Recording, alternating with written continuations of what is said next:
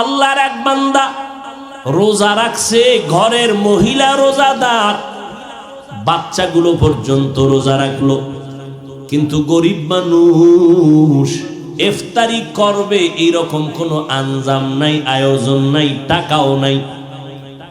হঠাৎ করে বিকাল বেলা ইফতারির আগ মুহূর্ত টাইম, আল্লাহর বান্দা পেরেশান হয়ে গেল। আমি আর আমার স্ত্রী একটু পানি দিয়েও তো ইফতারি করতে পারবো, কিন্তু আমার সন্তানগুলোর মুখে কিছু খানা না দিলে তো লজ্জায় আমরা মরে যাব। কই পাই টাকা, কই পাই খানা, আমি গরিব। আল্লাহর বান্দা পাগলের মতো হয়ে গেল। দেখি কোনো বন্ধু বান্ধবের কাছে একটু ধার টাকা নিয়ে ইফতারির আয়োজন করা যায়নি। আল্লাহর বান্দা ঘর থেকে বের হইয়া একটু বাড়ির পাশে একটা মুসলমানের ঘরে গেল, টাকাওয়ালা মুসলমান। গিয়া বলে, ভাইজান আমি গরিব মানুষ, আজকে রোজা রাখছি, কিছু ইফতারির আয়োজন করব, কিছু টাকা আমাকে ধার দেন।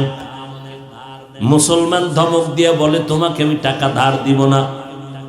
অহংকারী হইয়া গরিবের তুচ্ছ তাচ্ছিল্য করে এখান থেকে তাড়ায় দিল। আল্লাহর বান্দা চোখের পানি মুছতে মুছতে বের হয়ে গেল।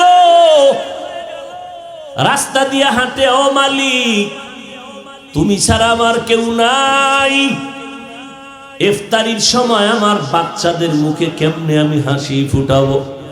এই সন্তানেরা, ওই মা বাবার ঋণ জীবনটা দিয়েও দিলে আদায় করতে পারবা না, যেই পরিমাণ কষ্ট মা বাবা করেছে।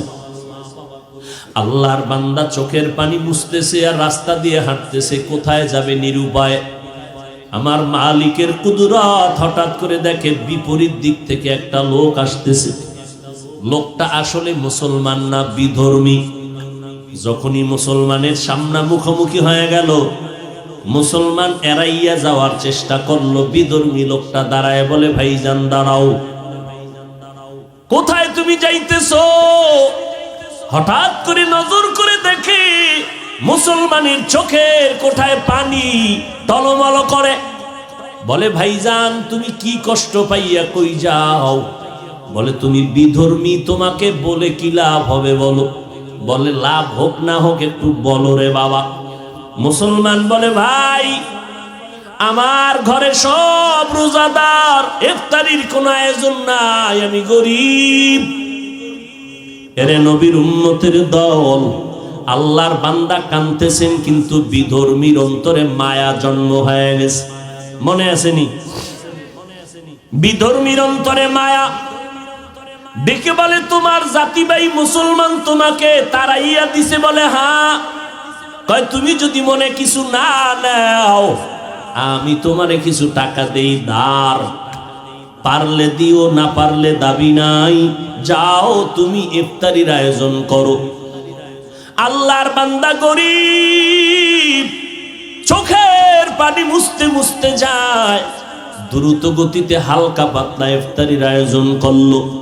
বিধর্মী টাকা দিল, এই টাকা নিয়া ইফতারি সামনে নিয়ে দোয়া কবুলের সময় সন্তানগুলো নিয়ে, স্ত্রীকে নিয়ে আল্লাহর বান্দা গরিব মানুষ হাত উঁচু করে আল্লাহর কাছে কান্না করে, আল্লাহ বিধর্মী লোকটা আমাকে ইফতারির আয়োজনের টাকা দিল ধার, আমি দিতে পারবো কিনা জানি না, এখন ওই লোকটার জন্য একটু দোয়া করতে মনে চায়। ও আল্লাহ, বিধর্মী লোকটার জন্য কি দোয়া করব জানি না, মাওলা আমি মূর্খ মানুষ, দোয়া করি তুমি কুদরতের হাতে তার সিনায় ইমানের নূরের বাতি জ্বালায়া দাও। আল্লাহর বান্দা এই দোয়া করিয়া ইফতারি করলো। এরপরে রাতের বেলা আরামে ঘুমায় গেল। মাওলার কুদরত শুরু হয়ে গেল। বান্দার চোখের পানি বৃথা যাইতে পারে না। ওই মুসলমান অহংকারী ধনী আর এক মুসলমানের লাত্তি মারিয়া তাড়াইয়া দিয়া ঘুমাইছে। রাতের বেলা স্বপ্ন দেখে কিয়ামতের ময়দান কায়েম হয়ে গেছে। কিয়ামতের মাঠে মানুষগুলো সূর্যের গরম, ওদিকে জাহান্নামের আওয়াজ, মানুষগুলো ছুটাছুটি করে, কই যাবে, গরম সহ্য করতে পারে না। যেই মুসলমান অহংকারীটা নজর করে দেখে হাসরের মাঠের এক পাশে একটা সুন্দর বিল্ডিং দেখা যায়। সূর্যের গরম থেকে আত্মরক্ষার জন্য দৌড়াইয়া বিল্ডিং এর কিনারায় হাজির। গিয়া কয়, দারোয়ান তালা লাগাইছো কেন? দরজাটা খোল, আমি একটু ভেতরে ঢুকে আরাম করবো, আমি সহ্য করতে পারি না গরম। দারোয়ান কয়, এই বিল্ডিং তোমার না? দেখছনি নাম লেখা আছে? কয়, জানি না, বুঝি না, কার নাম? কয়, আল্লাহর পথে গরিবেরে যারা সাহায্য করবে তাদের জন্য এই বিল্ডিং। আল্লাহর বান্দার ঘুম ভেঙে গেছে, ঘুমের মধ্যে চোখে দেখে পানি, পাগল হয়ে গেছে। কি অপরাধ করেছি? আমার মুসলমান ভাইকে কাঁদাইছি। এইবার সকাল বেলাই হলে দৌড় দিব। সকাল হতে না হতে একটা দৌড় দিয়া মুসলমানের বাড়ির দরজায় গিয়া কয়, ভাই আমারে মাফ কইরা দে, তোর ইফতারি হইছিল নি? কয়, হইছিল। কে টাকা দিছে? কয়, তোমার জানিয়া লাভ নাই। কয়, দিছে কে একটু বল? কয়, ওই এলাকার এক বিধর্মী আমারে দিছে। এইবার কয়, আমারে মাফ কর। আমি কি মাফ করবো? আমার তো ইফতারি হয়ে গেছে। ওইবার লোকটা মুসলমান অহংকারী দৌড়াইয়া গেছে বিধর্মীর ঘরে। বিধর্মীর ঘরে গিয়ে কয়, ভাই আমারে বুঝি সর্বনাশ করেছ? বিধর্মীকে সর্বনাশ আমি করি নাই, হলে তুমি নিজেই সর্বনাশ হয়েছ। কি ব্যাপার? কয়, তুমি কয় টাকা দিছো গরিবের? কয়, জানার দরকার কি? আমি ফিরাইয়া দিতে চাই।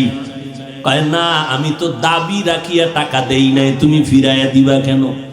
গতকালকে লোকটারে কাদাইয়া ফিরাইয়া দিছো, এখন এত মায়া কেন? বিল্ডিং দেখা পাগল হয়ে গেছে। মুসলমান আশ্চর্য হয়ে গেল, বিল্ডিং দেখেছি ঘুমের ঘরে আমি, আর তুমি বিধর্মী কেমনে বুঝছো আমি বিল্ডিং দেখেছি? বিধর্মী কয়, মুসলমান আমাকে আর বিধর্মী বলে ধাক্কা দিস না রে মুসলমান, আমি এখন আর বিধর্মী নাই। বলে, তো কি হয়েছে? বলে, আমি যখন গরিবের টাকা দিছি আমার কলিজাটা ঠান্ডা হয়ে গেছে, কারণ এমন একটা মুহূর্তে আমি সহযোগিতা করেছি যেই মুহূর্ত ইফতারির টাইম। রাতের বেলা যখন আমি ঘুমাইছি, ঘুমের ঘরে দেখি মদিনাওয়ালা নবী হাজির। মদিনার নবী এসে আমার হাত ধরে কয়, কালেমা পড়। আমারে মায়ার মদিনার নবী এসে কালেমা পড়ায় দিয়েছে। আমি সজাগ হইয়া দেখি আমার জবানে কালেমা চলতেছে, আর আমাকে দেখাইছে তোর জন্য জান্নাতে বিল্ডিং।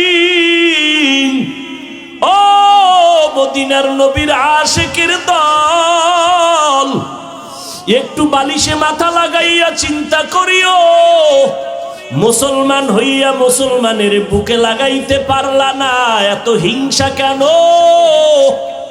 নবীর আদর্শ কোথায় গেল? তুমি উম্মত কোথায় গেলা?